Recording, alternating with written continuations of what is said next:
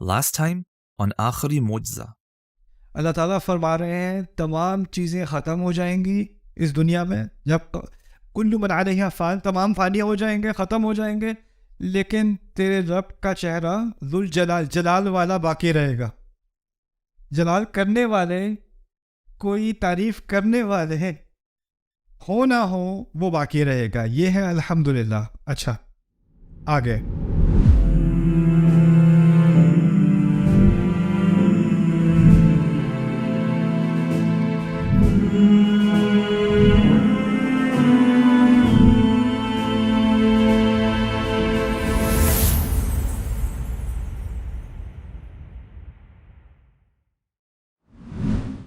حکم بھی ہو سکتا تھا احمد اللہ، اللہ کی حمد کرو.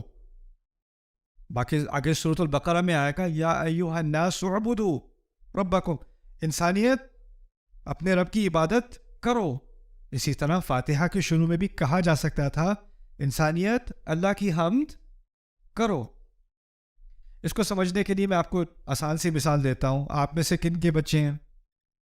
اوکے، جن کے بچے ہیں، آپ نے اپنے بیٹے سے کہا بیٹا پانی لا دو، حکم دیا نا پانی لا دو. اب اس کے پاس اب دو اختیار ہیں، یا تو وہ لائے گا یا تو وہ لائے گا.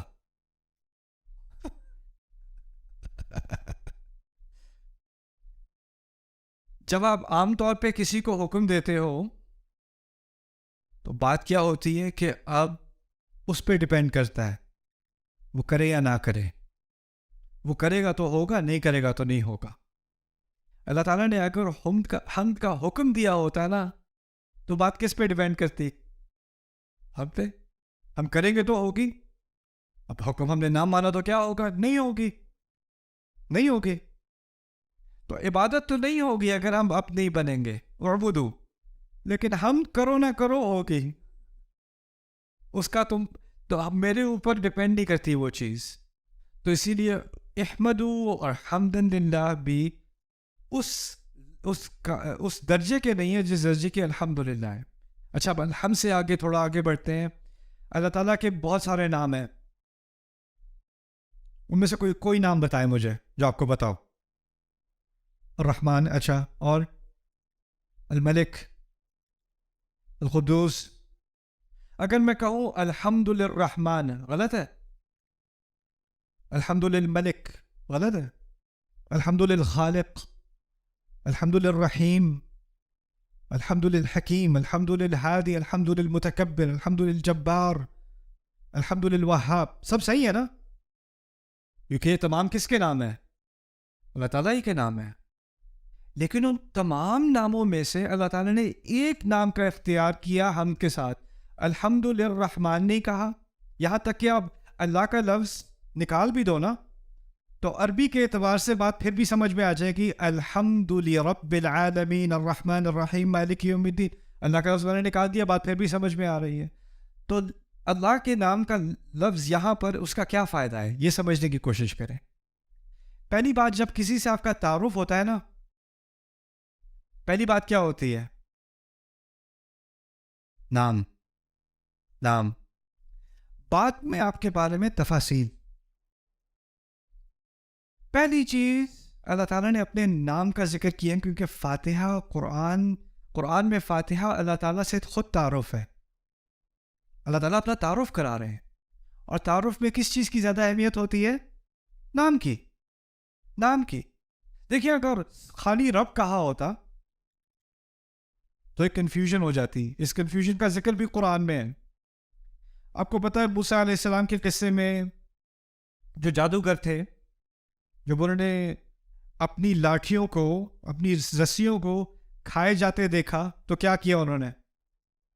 کیا کیا تھا؟ سب کو پتہ ہے سجدہ کیا تھا نا. اچھا وہ جب انہوں نے سجدہ کیا تو فرعون ذرا کنفیوز، یہ کیا ہو رہا ہے؟ اس کو سمجھ نہیں آئی بات یہ ہو کیا رہا ہے.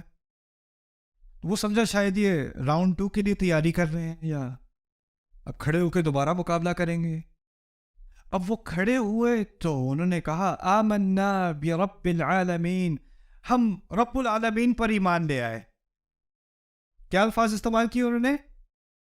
اچھا کیا لفظ استعمال نہیں کیا انہوں نے؟ انہوں نے نہیں کہا ہم اللہ پر ایمان لے آئے. کیا کہا؟ ہم رب العالمین پر ایمان لے آئے. اب فرعون پھر بھی کنفیوز. ہاں مجھے پتا ہے مجھ پر ایمان لائے ہو، پھر بھی کیونکہ جب اس نے رب العالمین سنا تو وہ کس کے بارے میں سوچ رہا تھا؟ اس نے تو رب کا لفظ کس کے لیے استعمال ہوتے دیکھا ہے؟ اپنے لیے. تو اس نے جب ان کی بات سنی، کھڑے ہو کے وہ اسلام کا دعویٰ کر رہے ہیں، کہہ رہے ہیں آمنا برب العالمین، وہ سمجھ رہا ہے اس کی بات ہو رہی ہے. تو ان کو کلیریفائی کرنا پڑا، بعد میں بات مزید واضح کرنی پڑی اگلی آیت میں. ربی موسیٰ و ہارون، موسیٰ اور ہارون کا رب. گدھے کا ترجمہ میں نے اضافہ کیا ہے، لیکن بات یہی ہو رہی ہے. جب اس نے رب العالمین سنا تو اس کو کنفیوژن، کیونکہ نام نہیں تھا. نام نہیں.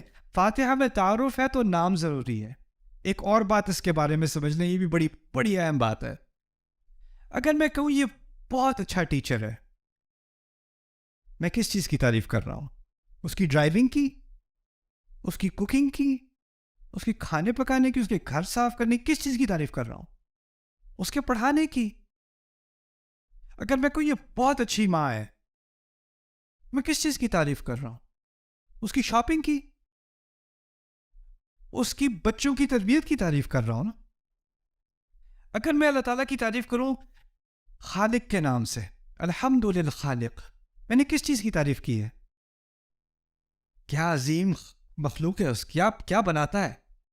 اگر میں کہوں الحمد للہادی، کیا زبردست ہدایت دیتا ہے. الحمد للحکیم، اس کی حکمت کی تعریف کر رہا ہوں.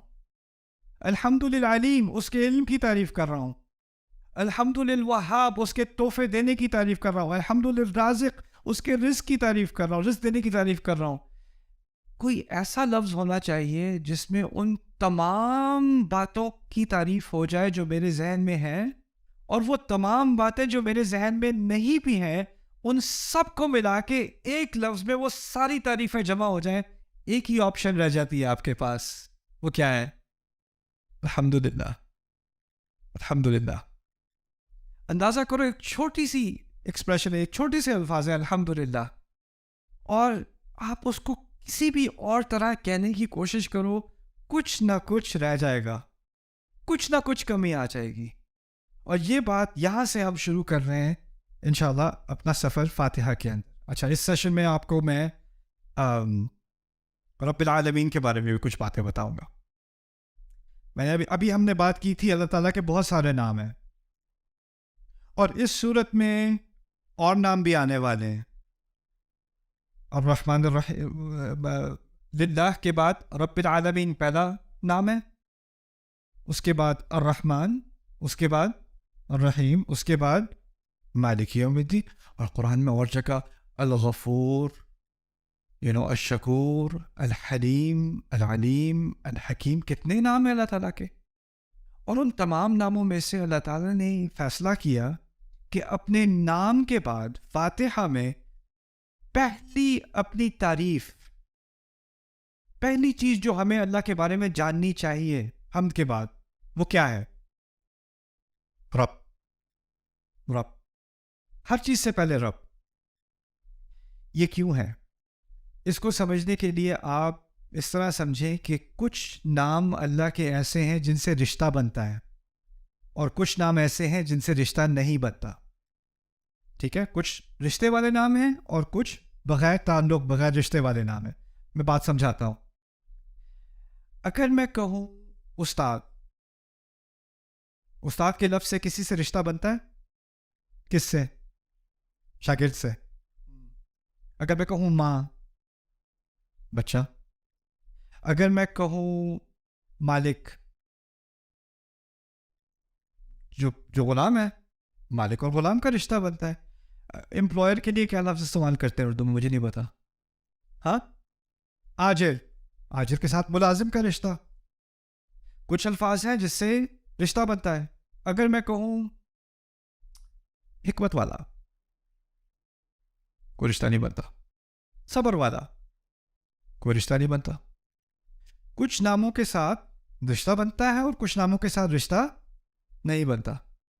اب جن ناموں کے ساتھ رشتہ بنتا ہے وہ بھی بہت سارے ہیں. اللہ تعالیٰ کے خالق، خالق کا کس سے تعلق ہو گیا؟ مخلوق سے. مخلوق سے. رحم کرنے والا مرحوم سے جس پر رحم کیا گیا. ٹھیک ہے نا. منتقم بدلہ لینے والا جس سے بدلہ لیا گیا. ٹھیک ہے نا. لیکن یہاں پر ان تمام رشتے والے ناموں میں سے ایک نام کا اختیار کیا گیا ہے. وہ اس لیے کہ باقی تمام رشتے اس طرح سمجھ لیں کہ وہ دوسرے درجے میں ہیں. باقی تمام رشتے سیکنڈ ہیں. پہلا بنیادی رشتہ جو میرا اللہ تعالیٰ کے ساتھ ہے نا وہ کیا ہے؟ اس رشتے میں اللہ تعالیٰ کا کیا رول ہے؟ رب. کیونکہ لفظ اللہ میں رشتہ نہیں ہے. لفظ اللہ میں اللہ تعالیٰ کے تمام اوصاف اکٹھے ہو گئے. ابھی رشتہ قائم نہیں ہوا, ابھی اللہ تعالیٰ سے کچھ تعارف ہوا ہے, لیکن اب رشتے کی بات ہو رہی ہے. میرا اس سے تعلق کیا ہے؟ وہ تعلق پیدا ہوگا کس لفظ سے؟ رب سے. رب سے. اس سے یہ بات ہمیں بھی سمجھ آ گئی کہ اصل بنیادی تعلق میرا اللہ تعالیٰ سے, اگر وہ رب ہے تو میں کیا بنا؟ عبد, غلام. آپ غلام کو کہتے ہیں اصل میں. یہ بنیادی رشتہ ہے میرا اللہ تعالیٰ سے. باقی تمام رشتے, وہ رحم کرنے والا ہے, میں رحم لینے والا ہوں. وہ رزق دینے والا ہے, میں رزق لینے والا ہوں. وہ مغفرت کرنے والا ہے, میں مغفرت لینے والا ہوں. یہ سارے رشتے دوسرے درجے میں ہیں, اور یہ سارے رشتے ہو ہی نہیں سکتے جب تک کہ بنیادی رشتہ نہ ہو. دیکھیں, آپ کا ایک رشتہ ہے اپنے کیا امپلائر کے ساتھ, آجر کے ساتھ. اس میں آپ اس کے ساتھ جاب کر رہے ہو, لیکن اس رشتے میں کچھ دوستی بھی ہے, کچھ کبھی کبھی گپ شپ بھی ہے, کچھ اور چیزیں بھی ہیں. لیکن اگر ملازمت نہیں رہی تو وہ باقی سارے رشتے آٹومیٹکلی کیا ہوتا ہے؟ وہ ختم ہو جاتے ہیں. ٹیچر اسٹوڈنٹ کا رشتہ ہے, بنیادی رشتہ کیا ہے؟ اس نے سکھانا ہے, اس نے سیکھنا ہے. اس کے علاوہ اس میں شفقت بھی ہے, اس میں کچھ ہنسی مذاق بھی ہے, اس میں اور چیزیں بھی ہیں. لیکن اگر وہ بنیادی رشتہ نہیں رہا تو وہ باقی ساری چیزیں بھی, اس کی کوئی بنیاد نہیں رہتی نا. اسی طرح اللہ تعالیٰ کا جو ہمارے ساتھ رشتہ ہے اس کی بنیاد ہے کہ وہ رب ہے اور میں کیا ہوں؟ آپ. اب جب تک آپ رب کو نہیں سمجھیں گے, یعنی آپ رشتے کی ایک طرف کو نہیں سمجھیں گے, آپ کو دوسری طرف سمجھ نہیں آئے گی. لیکن کسی بھی رشتے میں, جیسے اگر ٹیچر ہوتا ہے, کلاس کے پہلے دن آ کے سمجھاتا ہے, دیکھو میں ایک مختلف قسم کا ٹیچر ہوں, میری توقعات یہ ہیں, میں ایسے ایسے قسم کا ٹیچر ہوں. ہوتا ہے نا. اور آپ کو, آپ کی زندگی میں آپ کو مختلف قسم کے عذاب, I mean ٹیچر ملے ہوں گے, اور ہر ٹیچر کی الگ پرسنالٹی ہوتی ہے کہ نہیں. وہ آپ کو سمجھاتا ہے کہ اس کی توقعات کیا ہیں, اس کی کلاس کیسے ہوگی, اس میں کیسا بیہیو کرنا ہے, کیا اس کی ایکسپیکٹیشنز ہیں. ایک ہی سیمسٹر میں, پہلے سیمسٹر میں کالج میں میرے 2 پروفیسر تھے, بالکل ایک دوسرے سے بالکل متضاد. ایک پہلے دن آ کے کہتا ہے تم سب کو میں نے اے دینا ہے. پہلی بات اس نے کی, تم سب کو میں نے اے دینا ہے, تم فکر ہی نہ کرو, بس تھوڑے سے کام, بہت ہی آسان کام تمہیں کرنے ہوں گے اور اے تمہارا ہے. شروع سے انکریج. اگلی کلاس میں گیا, شروع میں آ کے کہتا ہے تم میں سے اکثریت فیل ہوگی. شروع سے ہی جس نے ابھی سے اپنے آپ کو بچانا ہے وہ بھی دروازہ ہے, اس کو ریفنڈ کلاس کا مل سکتا ہے, وہ بھی جا سکتا ہے. لیکن تم سے اکثریت میں بتا رہا ہوں تم لوگ فیل ہو گئے. شروع سے اس نے کہہ دیا. اب رب کے بارے میں, رب کا ترجمہ کسی کو پتا ہے؟ مسئلہ یہ ہے کہ اگر اردو میں رب کا ترجمہ مالک برا نہیں ہے, لیکن ایک آیت چھوڑ کے مالک کا لفظ دوبارہ بھی تو آنے والا ہے نا, مالک یوم الدین. تو عربی میں تو رب اور مالک میں فرق ہو گیا کہ نہیں؟ تو اب اس فرق کو تو سمجھنا ضروری ہو گیا ہمارے لیے, ہے نا. تو آپ رب کو اچھی طرح سمجھ لیں. رب کے لیے 5 معنی ذہن میں رکھنے پڑیں گے, یا آپ کو ذہن میں یاد کرنے پڑیں گے, بعد میں ٹیسٹ کروں گا آپ سے. رب کا پہلا معنی ہے مالک. مالک. دوسرا معنی ہے, عربی میں بتا رہا ہوں, اردو میں ترجمہ بعد میں کریں گے, عربی لفظ سیکھ لیں تھوڑے سے. پہلا لفظ کیا ہے؟ مالک. دوسرا لفظ ہے سید. سید, یہ اردو والا سید نہیں ہے, سید صاحب. سید عربی میں کہتے ہیں سردار کو. سردار کو, جس کی اتھارٹی ہوتی ہے نا. پولیس والا جب آپ کو روکتا ہے نا تو اس وقت وہ سید ہوتا ہے. جب کورٹ میں آپ ہوتے ہیں اور جج بیٹھا ہوتا ہے نا تو اس وقت جج کیا ہوتا ہے؟ سید ہوتا ہے. حکمران بھی ایک طرح کا سید ہوتا ہے. قبیلے کا جو بڑا ہوتا ہے وہ بھی سید ہوتا ہے. گھر کا بڑا بھی سید ہوتا ہے. تو سید اس کو کہتے ہیں جس کی کوئی نہ کوئی سربراہی ہو, اس کی اتھارٹی ہو. ٹھیک ہے نا. پہلا معنی کیا تھا؟ مالک. دوسرا کیا تھا؟ سید. اور سید کے معنی سربراہ, سربراہ یا سرکار. اوکے. تیسرا معنی ہے منعم. منعم, منعم انعام دینے والا, تحفے دینے والا, اس طرح سمجھتے ہیں, تحفے دینے والا. یہ بہت اہم لفظ ہے کیونکہ اس سے بات واضح ہوتی ہے کہ رب آپ کو وہ نہیں دیتا جس کے آپ مستحق ہوتے ہو. مستحق ہوگے تو اجرت دے گا. اجرت دی جاتی ہے ملازم کو, کیونکہ ملازم اپنے آجر کو, اپنے امپلائر کو ٹائم دیتا ہے, محنت دیتا ہے, اور اس کے جواب میں, اس کے عوض میں اس کو اجرت دی جاتی ہے. لیکن رب آپ کا مالک ہے. کیونکہ وہ مالک ہے, آپ کا کوئی حق ہے ہی نہیں. وہ آپ کا پورا سربراہ ہے, سید ہے, آپ کے کوئی رائٹس ہیں ہی نہیں. تو جب وہ کچھ دے گا تو وہ سیلری نہیں دے گا, پیمنٹ نہیں دے گا, اجرت نہیں دے گا. کیا دے گا؟ انعام دے گا. سو وہ منعم بن گیا, تحفے دینے والا. جو کچھ دے گا وہ تحفہ ہوگا. نہیں دے گا تو میں کمپلین نہیں کر سکتا. دیکھیں, آپ کا امپلائر آپ کو نہیں دے گا نا آپ کا پے چیک, تو آپ کمپلین کر سکتے ہو کیونکہ آپ کی ایک ارینجمنٹ ہے. لیکن رب جب دے گا تو شکر, نہیں دے گا تو میں پوچھنے والا کون ہوں؟ میرا تو ہے ہی نہیں وہ. منعم. کتنے ہو گئے؟ 3 ہو گئے. اچھا, چوتھا المربی. المربی عربی کا لفظ دوبارہ. مالک, سید, منعم, اور پھر مربی. مربی کہتے ہیں عربی میں جو پودے کو اگاتا ہے نا, اسے مربی کہا جاتا ہے. اوکے. جو باغبان ہوتا ہے نا, اسے بھی مربی کہتے ہیں. کسان کو بھی مربی کہتے ہیں. کیوں؟ وہ پودے کا بہت باریک خیال کر کے, اس کے ارد گرد کے کیڑے وغیرہ ہٹا کے, اس پر جتنا پانی چاہیے اس سے کم زیادہ نہ ہو, اور اس کو زیادہ آندھی نہ آ جائے, بہت زیادہ تیز دھوپ نہ آ جائے, ان سب چیزوں سے بچا کے جب وہ پودے کی نشو نما کر رہا ہوتا ہے, اس وقت اس کو مربی کہا جاتا ہے. یہی لفظ اللہ تعالیٰ نے والدین کے لیے استعمال کیا ہے کہ وہ بچوں کی تربیت کرتے ہیں. تربیت مربی سے نکلا ہے. تربیت یعنی جس طرح پودے کو اگایا جاتا ہے, اسی طرح بچے کا خیال بہت باریک طریقے سے کیا جاتا ہے. رب کے معنی میں مربی بھی ہے. مربی جو بہت خیال کے ساتھ ہماری نشو نما کرتا ہے, ہماری تربیت کرتا ہے. تربیت کا لفظ صرف اخلاق کے لیے نہیں, ہمارے ہاں تو اخلاق کے لیے استعمال ہوتا ہے. اس کی تربیت اچھی ہے, اس کی تربیت خراب ہے. تربیت کا لفظ اصل میں عربی میں گروتھ کے لیے ہوتا ہے. کسی چیز کو اگا رہے ہوں گے نا آپ بڑے ہو رہے ہیں, آپ کی قوت میں اضافہ ہو رہا ہے, آپ کی عقل میں اضافہ ہو رہا ہے, آپ کی صلاحیت میں اضافہ ہو رہا ہے, وہ سب تربیت کہا جاتا ہے اس کو. اب کتنے نام ہو گئے؟ 4. اب آخری نام قیم. القیم. القیم آسان لفظ ہے, قائم رکھنے والا. ابھی یہ نئی بلڈنگ بنی ہے, ٹھیک ہے. بلڈنگز کے ساتھ کیا ہوتا ہے کہ کچھ عرصہ گزر جاتا ہے تو اس کو آپ کو مینٹین کرنا پڑتا ہے. چھت کا خیال کرنا پڑتا ہے, فاؤنڈیشن چیک کرنی پڑتی ہے, سیلن وغیرہ لگ جائے دیکھنا پڑتا ہے, مینٹیننس ہوتی ہے. ہمارے جسم کے اندر بہت سارے سسٹمز چل رہے ہیں, ان سب کی بھی کیا کرنی پڑتی ہے؟ مینٹیننس کرنی پڑتی ہے. لیکن ہماری مینٹیننس کیا ہے کہ کھانا بہتر کھاؤ, اپنی نیند کا صحیح طرح سے اہتمام کرو, گیٹ انف سلیپ, رائٹ, اور تھوڑی ایکسرسائز کر لیا کرو. یہ فزیکل مینٹیننس ہے ہماری.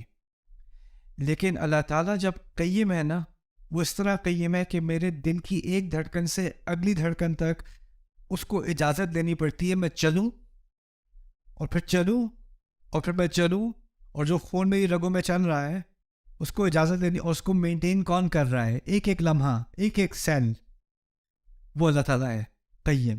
وہ اگر ایک دفعہ بھی دھیان دینا چھوڑ دے تو میرا وجود ہی نہ رہے.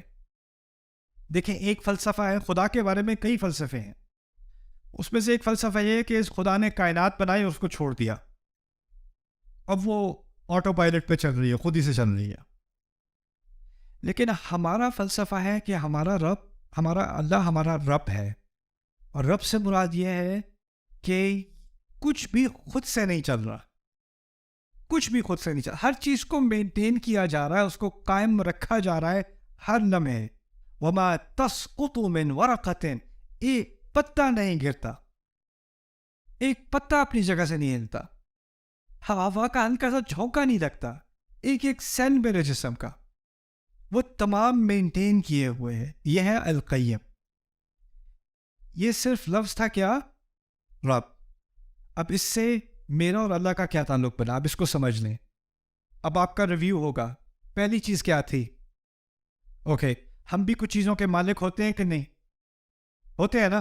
اچھا، اگر آپ کسی چیز کے مالک ہو تو کیا یہ لازمی ہے کہ آپ کی پوری اتھارٹی ہے اس کے اوپر، آپ اس کے سردار بھی ہو؟ جیسے فرض کریں آپ گاڑی کے مالک ہیں، کیا یہ ممکن ہے کہ آپ جیسے چاہیں گاڑی چلائیں؟ ایسا تو نہیں ہے. کیا یہ ممکن ہے کہ آپ گاڑی کے ساتھ جو چاہیں کریں، کوئی بھی آپس میں کوئی آگے سے انٹروین نہیں کرے گا؟ نہ. آپ میں سے کچھ ہوم اونر ہیں، آپ نے گھر لیا ہوا ہے، کیا یہ ممکن ہے کہ آپ گھر میں جو تبدیلی لانا چاہیں لائیں؟ یا حکومت پیچھے سے آ جاتی ہے، یا سوسائٹی آ جاتی ہے، کہتے ہیں یہ نہیں آپ کر سکتے، یہ کلر آپ نہیں یوز کر سکتے، یا آپ باہر ایسے نہیں کر سکتے؟ کچھ ریسٹرکشن ہوتی ہے کہ نہیں؟ آپ اون کرتے بھی ہو لیکن پھر بھی آپ کے کوئی ریسٹرکشن ہوتی ہے، نہیں؟ تو آپ مالک تو ہو، سید نہیں ہو. ہوتا ہے کہ نہیں؟ اور کبھی کوئی سید ہوتا ہے لیکن مالک نہیں ہوتا، وہ تو واضح ہے. تیسرا نام کیا تھا مالک اور سید کے علاوہ؟ اچھا، کیا یہ ممکن ہے کہ آپ کسی چیز کو اون کرتے ہو، آپ کی پراپرٹی ہے، لیکن آپ اس کا خیال نہیں کرتے؟ کبھی ہوتا ہے؟ کسی کا باغ ہے، اس نے چھوڑا ہوا ہے. کسی کی گاڑی ہے، اس کا خیال نہیں کر رہا. کسی کی سائیکل ہے، باہر بارش میں زنگ لگ رہا ہے اسے. ہوتا ہے کہ نہیں؟ یعنی آپ اون تو کرتے ہو لیکن آپ اس کو قائم نہیں رکھ رہے. یا آپ اون تو کرتے ہو لیکن آپ نے اس کی تربیت کا کوئی اہتمام نہیں کیا، اس کو مینٹین نہیں کیا، اس کو ڈیولپ نہیں کیا. ہوتا ہے کہ نہیں؟ اللہ تعالیٰ صرف ایسا رب نہیں ہے جو اون کرتا ہے، یعنی اس کی ملکیت تو ہے لیکن پھر اس نے چھوڑ دیا. مالک ہونے کے بعد مربی، سید، منعم، قیم، اور یہ ساری چیزیں ملا کر کیا لفظ بنا؟ رب. بھاری لفظ ہے، بھاری لفظ ہے. لیکن اس کی بنیاد اس طرح سمجھ لیں کہ ایک عربی میں جب کسی لفظ کے کئی معنی ہوتے ہیں نا، تو ایک ہوتا ہے بنیادی معنی اور پھر باقی اس کے دوسرے درجے میں معنی ہوتے ہیں. تو بنیادی معنی پھر بھی مالک کا ہے، اور اس کے ساتھ یہ جو باقی چار ہے نا، اس کے ساتھ لگے ہوئے ہیں، لیکن اس سے بنیادی معنی میں فرق نہیں آتا. بنیادی معنی پھر بھی کیا ہے؟ مالک کا. یہ آخری بات ہوگی اس سیشن کے لیے. اس کو بھی سمجھ لیں اچھی طرح کہ اس کی کیا اہمیت ہے.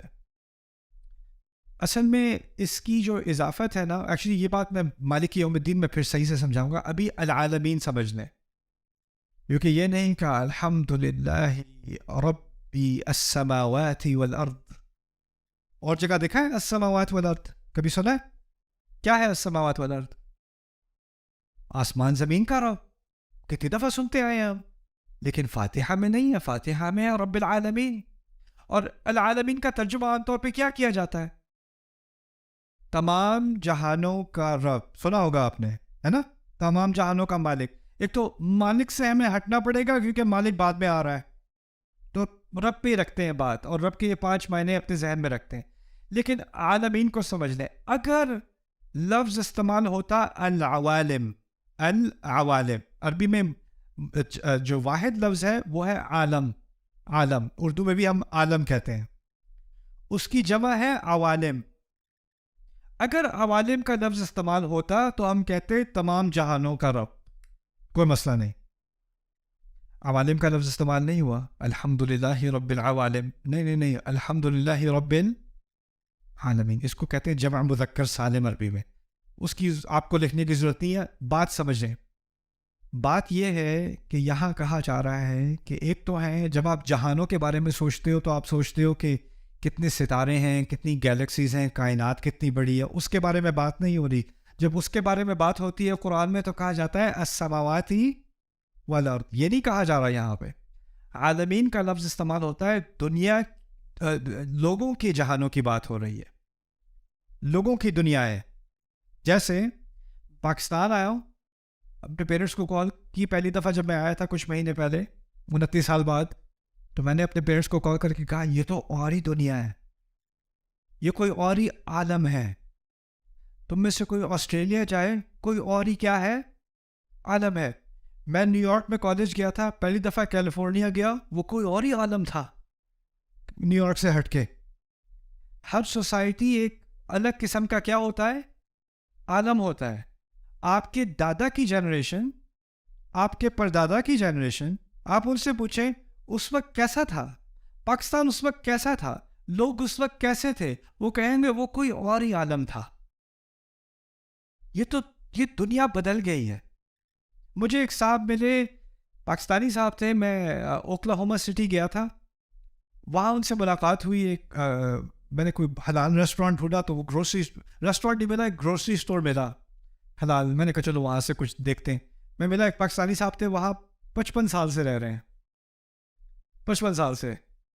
तो मैंने कहा जब आप आए थे तो ये कैसा था, कहते हैं एक और ही दुनिया थी ये. राइट. तो आलमीन में क्या क्या चीज़ें शामिल हो गई, मुख्तलिफ सोसाइटीज़, मुख्तलिफ कल्चर्स, मुख्तलिफ जनरेशन्स, मुख्तलिफ पुश्तें. 1000 साल पहले दुनिया कोई और चीज़ थी, 3000 साल पहले कोई और आलम था, 20,000 साल पहले कोई और आलम था, आज से 100 साल बाद कोई और आलम होगा. और उन तमाम आलमों का रब कौन है, अल्लाह. बड़ी प्यारी बात है ये. वो क्यों?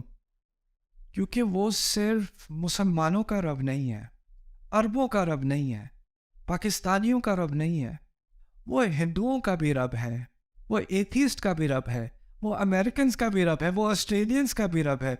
और उन सब के साथ उसका रिश्ता क्या है, 5 चीज़ें. उनका मालिक भी है, उनको तोहफे भी देता है, उनका इक़्तिदार भी उन सब पर इक़्तिदार भी रखता है, उन सबको कायम भी किए हुए. ये सारी चीज़ें जो मैंने बताई थी ना, अब आपका नज़रिया बदल जाता है सारी सोसाइटीज़ के बारे में दुनिया की. आप ये नहीं देखते ये वाली सोसाइटी इस पर लानत है, ये वाली सोसाइटी जहन्नमी है, ये वाली सोसाइटी ना रब्बिल आलमीन.